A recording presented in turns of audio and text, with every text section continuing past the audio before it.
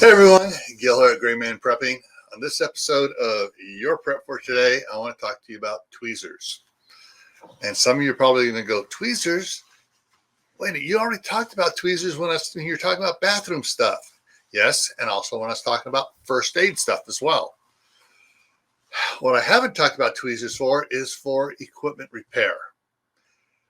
Huh? Equipment repair? All right, if you're taking apart your firearms and you're got small pieces and stuff, for the screws and the firing pin and stuff, sometimes you need a pair of tweezers to be able to pick it up and put it in the right place. Or hey, suppose you're repairing a watch, a small set of tweezers works great for that.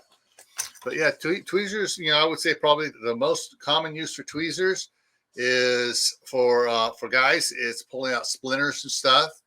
And I know the ladies like to use tweezers for trying to make, plucking eyebrows and stuff like that. Of course, my wife says she doesn't need to do that, and I agree with her. She doesn't need it. But there's a lot of uses for tweezers if you think about it. All right. So, and this is kind of short, so that's it. Make sure you add tweezers. There's a variety of different types of tweezers. They even come in kits with, 4 or 5 different ones in there. All right. So as always, stay happy no matter what life throws at you. Stay safe. Don't go out and do anything foolish.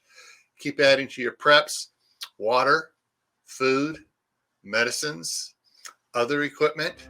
Why? Well, this is why.